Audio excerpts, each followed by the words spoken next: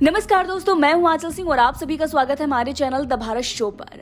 दोस्तों, संजय राउत ने एक बड़ा दावा कर दिया है। सनसनीखेज खुलासा उनके द्वारा किया गया है। उनका ये कहना है कि शिंदे सरकार का डेथ वारंट जो है वो जारी हो गया है। 15 से 20 दिन में सरकार गिर जाएगी। दरअसल पूरा मामला क्या है ये आपको हम विस्तार से समझाते हैं। अगर आप देखें तो महाराष्ट्र में 2019 से सियासी घमासान मचा हुआ है। 2 मुख्यमंत्री अब तक इस्तीफा दे चुके हैं। तीसरे मुख्यमंत्री का कार्यकाल जो है वो चल रहा है और किस तरीके से उस पर भी ग्रहण लगा हुआ है और तमाम दावे किए जा रहे हैं कि 15 से 20 दिन में ही ये सरकार गिर जाएगी और एकनाथ शिंदे को इस्तीफा देना पड़ जाएगा। दरअसल पूरा प्रकरण समझने के लिए हम चलते हैं साल 2019 में। साल 2019 में विधानसभा का चुनाव होता है। चुनाव के बाद जो बीजेपी और शिवसेना का गठबंधन होता है उसकी सरकार बननी तय होती है। लगभग बात पक्की हो जाती है, लेकिन फिर शिवसेना की मांग ये होती है कि 2.5 साल का हमारा मुख्यमंत्री होगा।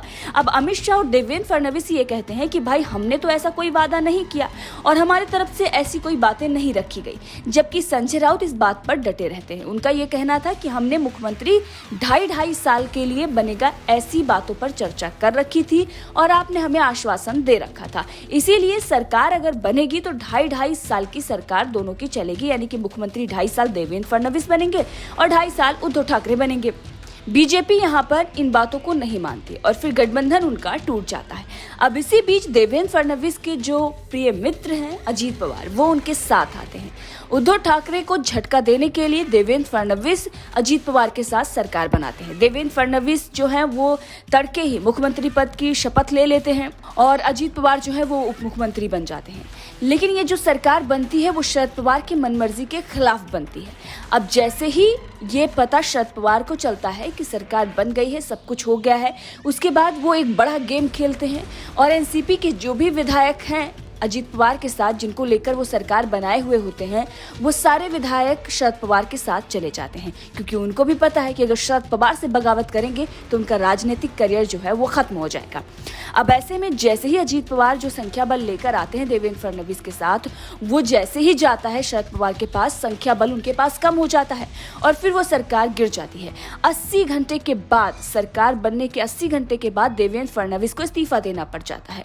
अब ये पूरा प्रकरण चलता है, जिसके बाद बीजेपी की बहुत ज्यादा फजीहत होती है, खूब आलोचना होती है और वहीं दूसरी तरफ दूसरा समीकरण बन रहा होता है जो कि महाविकास अघाड़ी गठबंधन होता है।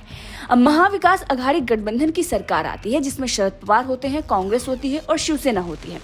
शरद पवार और कांग्रेस जो है अभी तक वो अलग विचारधारा की रही है, लेकिन शिवसेना की अगर हम बात करें तो हिंदुत्व की विचारधारा की वो होती है।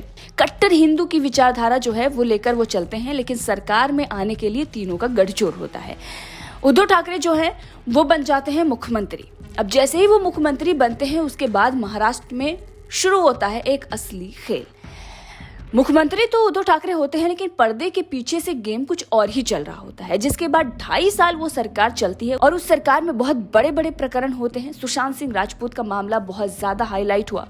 इसके साथ ही दिशा साल्यान का मामला होता है, पालघर में साधुओं की हत्या होती है, अर्णव गोस्वामी के साथ बहुत बड़ा पंगा होता है उद्धव ठाकरे सरकार का।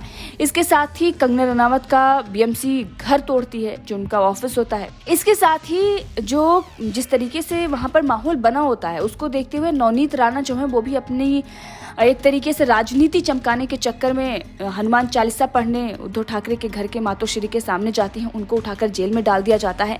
बहुत सारे ऐसे प्रकरण होते हैं, कई ऐसे मामले हुए, अटैक भी लोगों पर होने शुरू हो जाते हैं और किस तरीके से जो शासन प्रशासन व्यवस्था होती है वो ध्वस्त हो जाती है। अंबानी के घर में किस तरीके से अटैक करने की प्लानिंग रची जाती है और कहीं ना कहीं जो पुलिस वाले होते हैं वो उद्धव ठाकरे के करीबी होते हैं, किस तरीके से पुलिस वाले ही क्रिमिनल बन जाते हैं। अब ये जब मामले खुलते जाते हैं तो जनता का जो भरोसा है वो उद्धव ठाकरे सरकार से उठता जाता है। वहीं पर शिवसेना के अंदर भी एक बड़ा बवंडर मचता है। 2.5 साल बाद शिंदे जो हैं वो उद्धव ठाकरे से बगावत कर जाते हैं। उसके बाद जैसे ही शिंदे विधायकों को लेकर जाते हैं उद्धव ठाकरे के पास, विधायकों की संख्या कम बचती है। पहले तो किसी तरीके से आरोप लगा के और किसी न किसी तरीके से सिंपैथी लेने के लिए संजय राउत और उद्धव ठाकरे खूब बड़ा गेम खेलते हैं, लेकिन जब उन्हें पता चलता है कि सरकार अब गिरनी तय है तो फिर वो इस्तीफा दे देते हैं। जैसे ही उद्धव ठाकरे इस्तीफा देते हैं वैसे ही बीजेपी और शिंदे की गठबंधन वाली सरकार बन जाती है।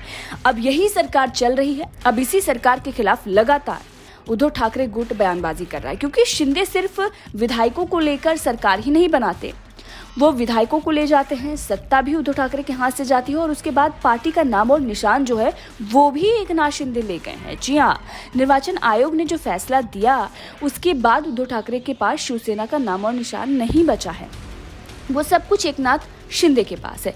अब इसीलिए संजय राउत ने एक सनसनीखेज खुलासा कर दिया है। संजय राउत ने बहुत बड़ा दावा कर दिया है और संजय राउत जो आरोप लगाते रहे हैं एकनाथ शिंदे और बीजेपी पर, उसी कड़ी में संजय राउत ने एक बड़ा बयान दिया है और कहा है कि शिंदे और फडणवीस की जो सरकार है अगले 15 से 20 दिन में गिर जाएगी। संजय राउत ने मराठी में बयान देते हुए कहा है कि महाराष्ट्र में शिंदे फडणवीस के सरकार का डेथ वारंट जो है वो जारी हो चुका है, सिर्फ तारीख का ऐलान होना बाकी है।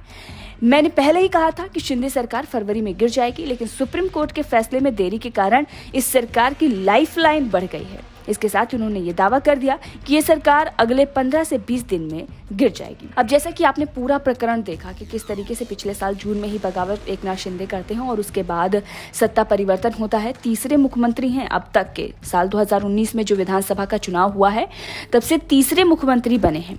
अब इनकी भी सरकार गिरने की बातें कही जा रही हैं। बहरहाल जिस तरीके से संजय राउत ने दावा किया है, इस पर आपका क्या कुछ कहना है कमेंट करके जरूर बताइएगा।